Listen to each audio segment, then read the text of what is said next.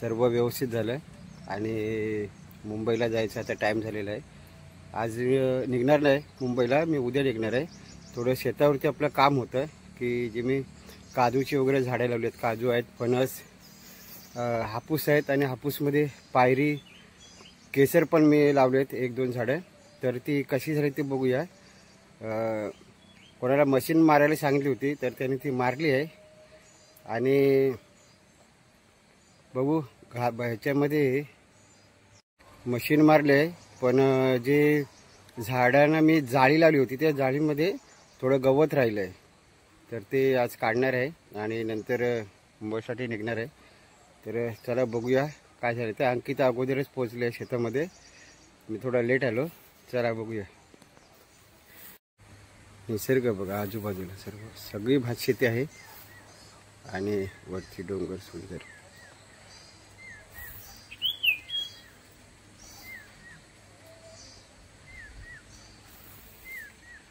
बागेमध्ये झाला एक छोटासा रस्ता आहे. अजून इथे गेट बनवायचं आहे, पण मला ह्याच्यावरूनच जायला लागेल. गावाकडे अशीच असतात. हे गेल्या वर्षी लावले काजू आहेत. हे बघा, हे सर्व गेल्या वर्षीचे काजू आहेत. जवळ 8 ते 10 काजू आहेत गेल्या वर्षीचे, चांगले झालेत. आणि पुढे बघा, ही 1-2 वर्षापूर्वी लावलेले आहेत. 2 वर्ष म्हणजे हे दुसऱ्या वर्षी त्यांना चालू होईल. आणि पुराचं पाणी येते इकडे, नदीचा पूर इकडे येतो, त्याच्यामुळे काय होतं की वागतात झाडं. पण इकडे काय एवढं त्याचा परिणाम होत नाही, कारण इकडे फ्लो नसतो पाण्याचा, प्रवाह असतो तो मेन तिकडे आहे, लांब आहे. इकडे फक्त पाण्याची फूग मारते, फक्त फुगवटा. त्या इकडे बघू शकता मी बाजूला कोकम झालेलं आहे. याचा मी सफाई करणार आहे, त्याच्यासाठी आम्ही आलेलो आहेत. इथे मी बघा, हे कोकम पण मस्त झालं आहे. इथे एक छोटं कोकम लागलं होतं, मला वाटतं मेलं ते. हां, ही साईड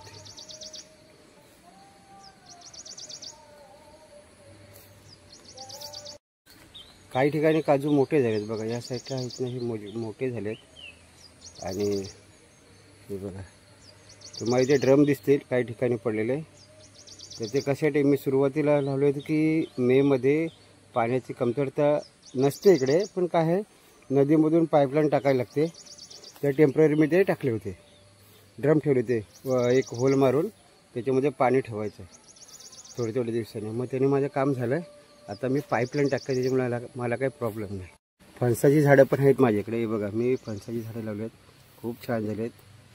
जवळजवळ 8 झाडं आहेत. ही अगोदर थोडी गुरं वगैरे यायची, मग यायची अगोदर माकडं पण खायची त्याची पानं, त्याच्यामुळे प्रॉब्लेम झालेला आहे. हे बघा, त्याचं आम्ही साफ केलं आहे थोडंसं इथे, आणखी त्याने केलं साफ. आणि ही माझी कलम आहे हापूसची, इथे आहेत. 1-2 आणि ते गवतामध्ये आहेत 3 आणि 4. आणि बाकीची फणसाची झाडे बघा, हे अजून साफ करायचे, तर मला करायचे साफ. बघा, हे पायरीचं आहे, पायरी आंबा असतो ना त्याचं झाड आहे. हे मी आता आगोटीला म्हणजे जूनमध्ये लावलेलं आहे. 2 झाडे जूनमध्ये, आणि ते वरती काजू तुम्हाला दाखवले ना ते जूनमध्ये लावलेले या वर्षीचे. बाकी सर्व गेल्या वर्षीचे. हा केसर आंबा आहे. झालं काय काढून गवत? चालू आहे बघा. आता मला पण सुरुवात करायला पाहिजे. हे बघा, हे रातांबीनं साईडने रातांबी लावले, कारण ते ती सरळ जाते. हे बघा, ही त्याच्या जी काठी लावली ती निगडीची ती जगली आहे, त्याचं काढायला लागणार आहे, नाही तर तुला प्रॉब्लेम पण नाही. हे पण इथे असंच आहे. आता हे साफ सर्व चकाची केलं ना, मग परत दाखवतो किती सुंदर दिसतं सर्व. बाजूला समोर ही मोठी रातांबी बघा, तुम्हाला दिसतं बघा, मोठी रातांबी. आणि बाजूला कणकीचे झाड आहे आणि सागचं झाड आहे, त्याच्यामुळे तिचा प्रॉब्लेम झाला इथे की तिला बाहेरून वेली वगैरे जातात तरी जखडले गेले. ती तुम्हाला दिसतात बघा वरती वेली. तर यावर्षी साफ करायची, खूप झरते ही रातांबी. आणि बाजूला ओढा आहे, आम्ही पर्या म्हणतो. पाण्याचा आवाज येतो. ओढा आहे खाली, ओढ्याच्या बाजूलाच आहे ती. तर यावर्षी जरा नीट करून त्याला कंपाऊंड वगैरे करायचे की चोरायला नको. चोरून पण येतात. आम्ही असतो मुंबईमध्ये, तर सीझनला मेमध्ये आल्यावर त्या टायमाला मिळालं तर ठीक आहे, टायमात नाही आलो ते गेले म्हणून समजा. आता सर्व झाडंही करून झाले आहेत, त्याची गवत वगैरे काढलेलं आहे. आणि काय शेवटचा राहिला फणस ते करते आणखी. तर बाकी सर्व बघा, हे रातांबे वगैरे पण क्लिअर केलेत, मस्त झालेत. रातांबीची 8 झाडे आहेत, त्यातले 2 पुराणे वाहून गेले.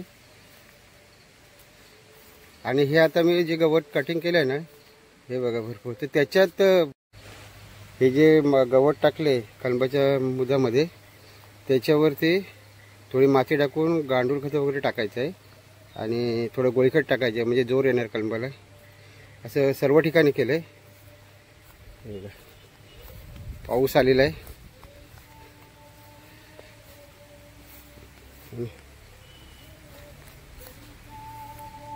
मस्त झालेत. पाण्याचा जोर एवढा असतो की ते बघा, माझी टाकी इथे आहे ना,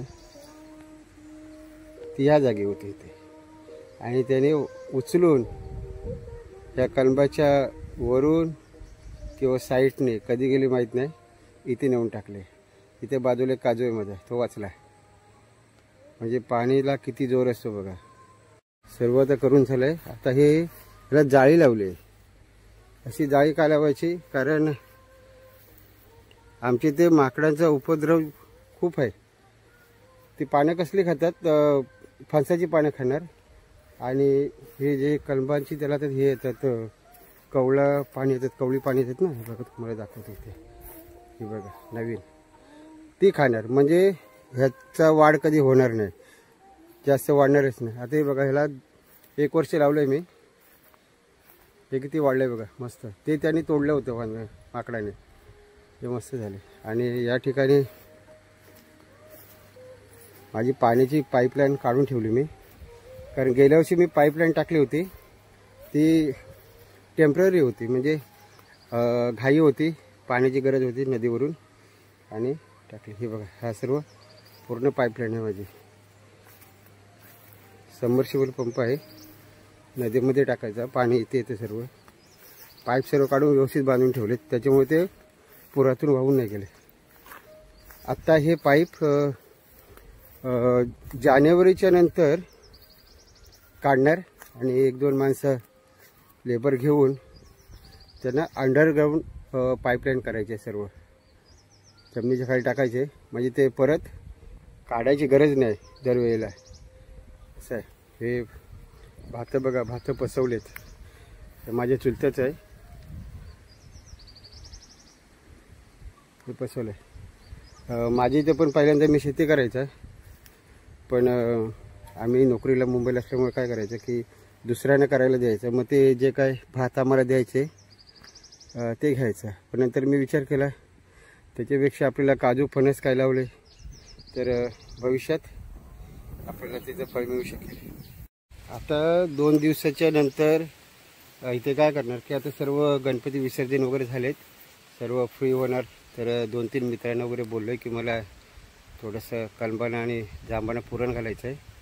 खत म्हणजे युरिया वगैरे काय नाही, गांडूळ खत टाकायचं आहे. आणि थोडं आता हे कापून गवत वगैरे टाकलं आहे ना सर्व आपण, हे बघा त्याच्यावरती, आणि थोडं गांडूळ खत टाकायचं आहे, म्हणजे धरणार ते व्यवस्थित. तर बघूया, 2 दिवसात कोण मिळालं तर ठीक आहे, नाहीतर मग मी गेल्याच्या नंतर ते करून घेतील. कारण ते लवकर करायला लागणार. नंतर आमची इथं कसं हापूस बाग आहेत, त्याच्यानंतर सर्व लेबर ना तिकडे कामाला जातात, जे आपले गाववाले सर्व ते, त्याच्यामुळं काम करायला कोणी मिळणार नाही. त्याच्यामुळे काय मी करतो, जास्तीत माझा हा प्रयत्न असतो की मी असताना इथे ते काम करून घ्यायचं आहे. पण आज काय जमलं नाही, एक जण आजारी पडला, तर ठीक आहे म्हटलं मीच जातो आणि थोडं गवत वगैरे झाडाच्या मुदात आहे ते काढून येतो, नंतर त्यांना ते थोडं सोपं पडेल. तर फायनली आता आम्ही चालू आहेत घरी,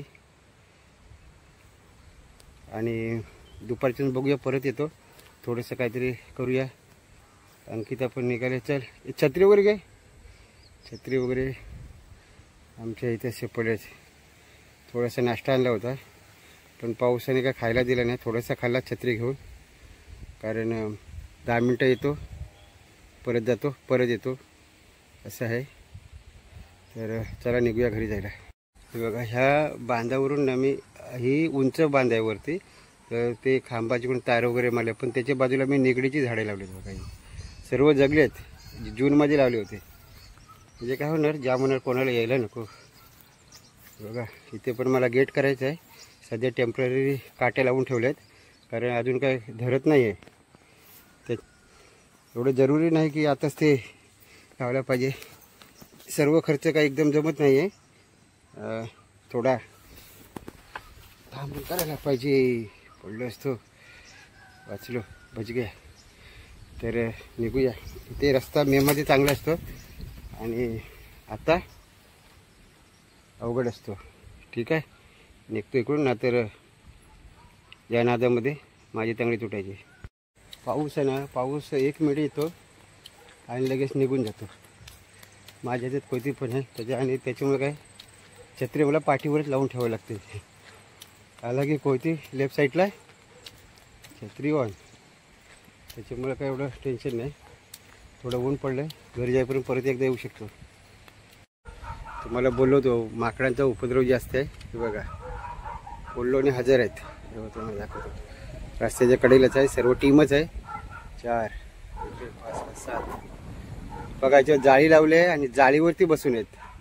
चांगलं उदाहरण आहे, तुम्हाला दाखवतो. बघा याच्या आतमध्ये काय कलमं लावली, त्याच्या आतमध्ये मखमलने आहेत. बघा मखमलीची फुलं खायला पूर्ण वानरसेना आलेली आहे.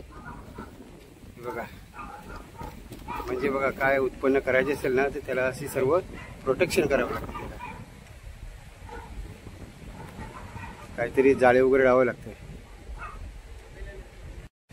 मला बघितलं त्याने, मोबाईल बघितला, त्याने म्हटलं काहीतरी हातामध्ये आहे, काही जबरदस्त, तर त्याने म्हटलं की मारणार आहे.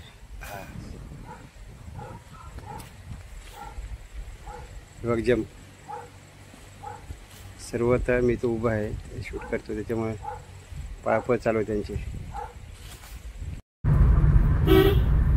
तर मंडळी, मगाशी मी घरी आलो आणि जेवण वगैरे करून मी आता चाललो आहे सासरवाडीला. तर व्हिडिओ तुम्हाला कसा वाटला कमेंटमध्ये मला नक्की सांगा. व्हिडिओला लाईक करा आणि सबस्क्राईब करा. जय हिंद, जय महाराष्ट्र.